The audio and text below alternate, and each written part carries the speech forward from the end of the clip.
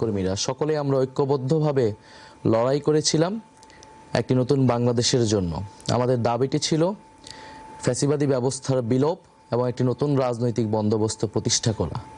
ফ্যাসিবাদী ব্যবস্থার অর্থনীতি এবং রাজনীতির পরিবর্তন ঘটিয়ে এক নতুন গণতান্ত্রিক, অন্তর্ভুক্তিমূলক, ন্যায়ভিত্তিক এক রাষ্ট্র কাঠামো প্রতিষ্ঠা করা। বাংলাদেশ রাষ্ট্রের জন্মের পর গত ৫৫ বছরে যে রাজনৈতিক ও সামাজিক বন্দোবস্ত গড়ে উঠেছে তার মূল ভিত্তি ছিল বৈষম্য।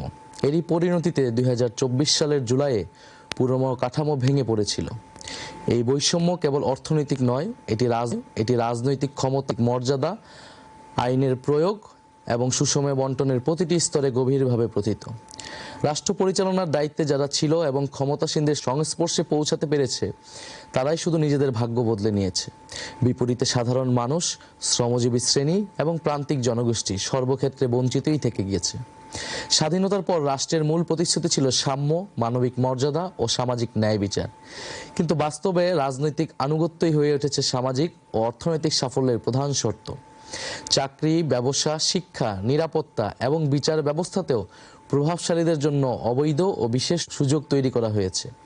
ক্ষমতার কাছাকাছি থাকা রাজনীতিক, আমলা ও দুর্নীতিগ্রস্ত ব্যবসায়ীদের একটি চক্র রাষ্ট্রীয় সম্পদ, ব্যাংক ব্যবস্থা এবং উন্নয়ন প্রকল্পকে ব্যবহার করে নিজেদের সম্পদ বাড়িয়েছে আর সাধারণ মানুষের জীবনের মৌলিক প্রয়োজন পূরণের সংগ্রামী ব্যস্ত থেকেছে। বাংলাদেশের উন্নয়ন পরিকল্পনা গড়ে উঠেছে রাজধানী ঢাকাকে কেন্দ্র করে।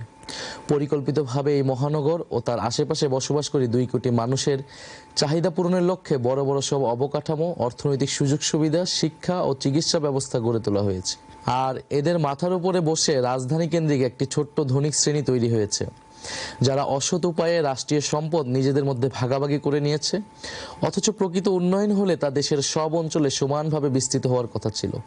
গ্রাম, মফস্বল, শহর ও দেশের প্রান্তিক জনগোষ্ঠীর উন্নয়নের আকাঙ্ক্ষিত জনদাবি উপেক্ষিতই রয়ে গিয়েছে।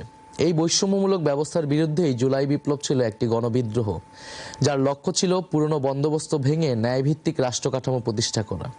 কিন্তু পুরনো ব্যবস্থার সুবিধাভোগীরা আবারও পূর্বেকার দুর্নীতিগ্রস্ত, বেইনসাফের বৈষম্যমূলক কাঠামো ফিরিয়ে আনতে পূর্ণ রাজনৈতিক শক্তি নিয়ে নির্বাচনের মাঠে নেমে পড়েছে। ফ্যাসিস্ট যুগে সংগঠিত গুম, খুন, নির্যাতন, মিথ্যা মামলা ও হামলার বিচার হবে। দীর্ঘ ১৫ বছর ফ্যাসিবাদী শাসনে খুনি হাসিনা গুম, হত্যা, বিনা বিচারে কারাবন্দী, হামলা, নির্যাতন, মিথ্যা মামলা করার ক্ষেত্রে পুরো রাষ্ট্রযন্ত্রকে ব্যবহার করেছে।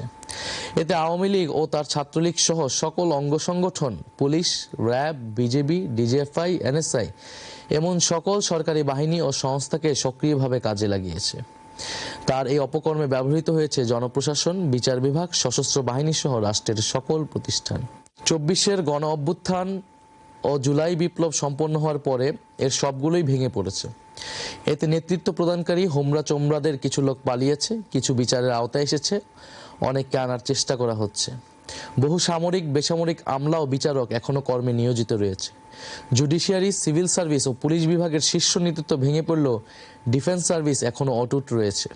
তবে হাজার হাজার খুনি, লুটেরা, অপরাধীদের সেনানিবাসে আশ্রয় নেওয়া, সেখান থেকে নিরাপদে দেশান্তরিত হওয়া, কর্মস্থল থেকে কিছু জেনারেলের পালিয়ে যাওয়া, অবসরপ্রাপ্তদের বহির্রাষ্ট্রে আশ্রয় নেওয়া ইত্যাদি আমাদের জন্য ছিল অনাকাঙ্ক্ষিত। আমরা স্পষ্ট ঘোষণা দিচ্ছি, বিভিন্ন বাহিনীর ভেতরে গুম, খুন, নির্যাতন, দুর্নীতি ও লুটপাটের সঙ্গে জড়িত লুকিয়ে থাকা সকল অপরাধীকে শনাক্ত করা হবে।